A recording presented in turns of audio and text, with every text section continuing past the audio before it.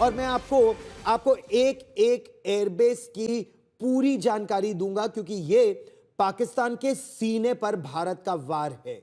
जिस तरह से पाकिस्तान का एयर डिफेंस सिस्टम उसे कमजोर किया, यानी ये दुश्मन की आंखें निकाल ली। जिस तरह से पंजाब के सूबे पे हमला था, ये पाकिस्तान के हृदय पर, पाकिस्तान के सीने पर यह वार है। मैं आपको एक एक चीज बताता हूं।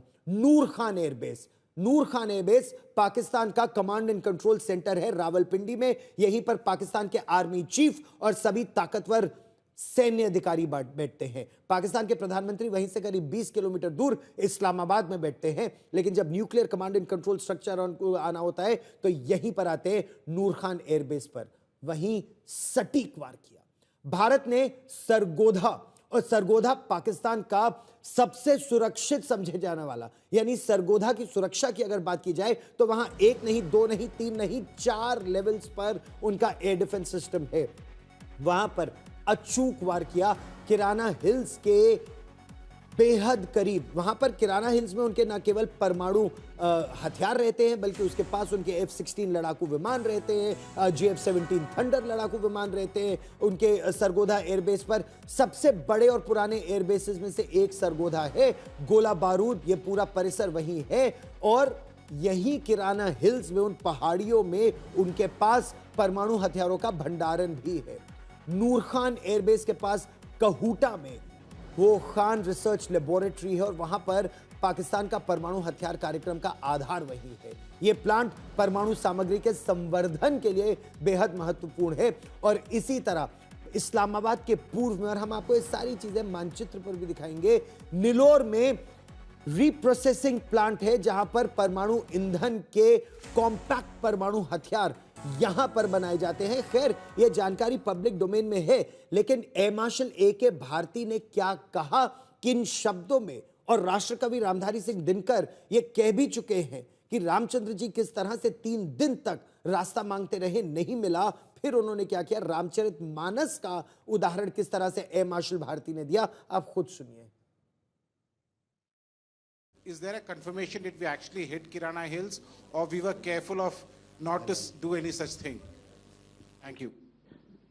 Thank you for telling us that Kirana Hill houses some nuclear installation. We did not know about it. Okay.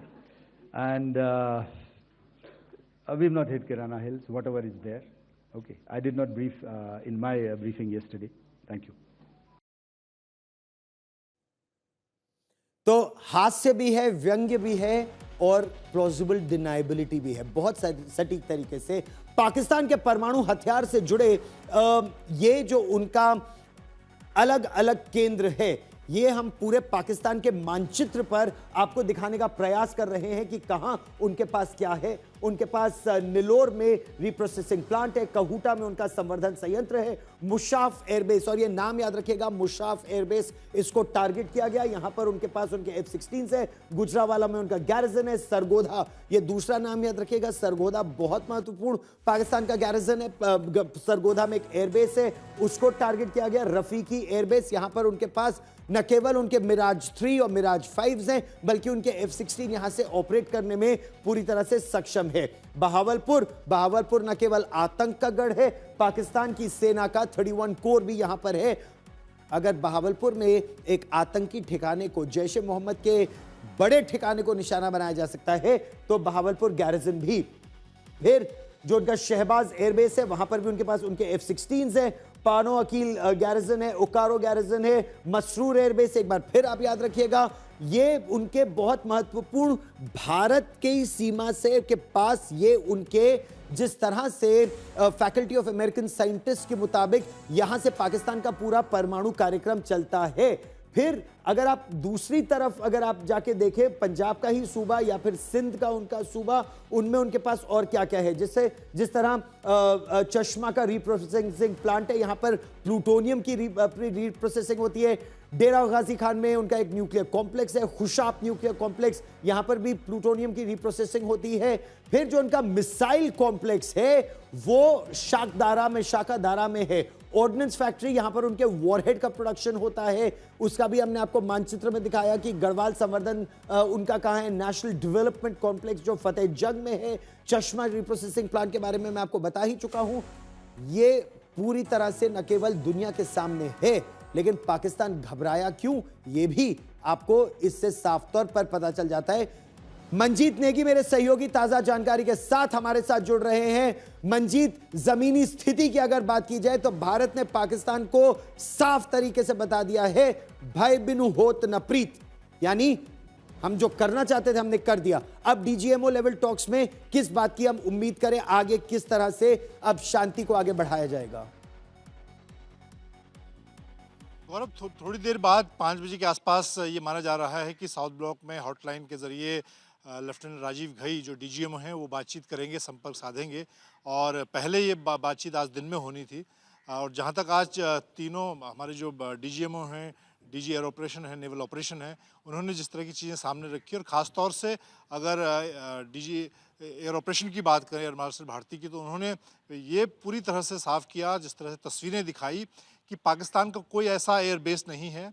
10 से 11 एयरबेस, यानी कि पूरा पाकिस्तान भारतीय वायुसेना की जद में था इस ऑपरेशन के दौरान।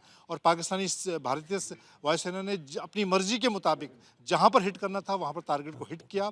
जब सवाल परमाणु इंस्टॉलेशन को लेकर पूछा गया, उस पर उन्होंने साफ कहा कि हमने उसको टारगेट नहीं किया।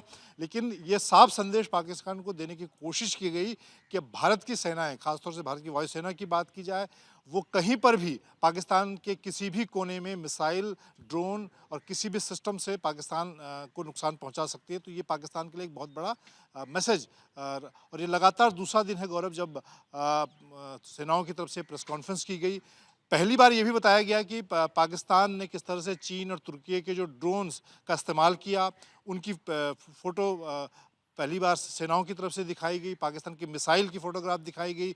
और भारत का जो एयर डिफेंस सिस्टम है, चाहे आकाश मिसाइल सिस्टम हो, पिचोरा हो, L-72 हो, पुराना नया, और जो मेक इन इंडिया के ज़रिए बनाया गया, वो दिखाया गया कितने बेहतर तरीके से पाकिस्तान के तमाम जो हवाई हमले थे पिछले 3 दिनों के दौरान, उसको भारतीय सेनाओं ने ज़मीन पर, चाहे भारतीय सेना के एयर डिफेंस की बात करें और वायुसेना की बात करें, किस बेहतर तरीके से उसको नाकाम किया गया। तो ये दोनों बातें रखी गई। भारत का ऑफेंसिव ऑपरेशन किस तरह से सक्सेसफुल रहा, पाकिस्तान का कोई ऐसी जगह नहीं थी, ऐसा कमांड कंट्रोल सेंटर नहीं था, ऐसा एयरबेस नहीं था, चाहे स्ट्रेटेजिक लोकेशंस हो, उनका GHQ हो, अगर हम रावलपिंडी की बात करें, तो ये बहुत महत्वपूर्ण संदेश। और सबसे बड़ी बात कि भारत के जो डीजीएमओ हैं या डीजी एयर ऑपरेशन हो, नेवल ऑपरेशन हो, उनकी तरफ से ये बात पूरे तथ्यों के साथ रखी गई। ये बड़ी बात आपने की। भारत जो कहता है तथ्यों के साथ कहता है, पूरी दुनिया के सामने कहता है और डंके की चोट पर कहता है। गर्मियों की छुट्टी होने वाली थी, मेरे पापा आने वाले थे, तो हम लोग सभी खुश थे। तो मैं एक बेड पे चढ़ के डांस कर रहा था, लेकिन वो पहले ही आ गए। प्लीज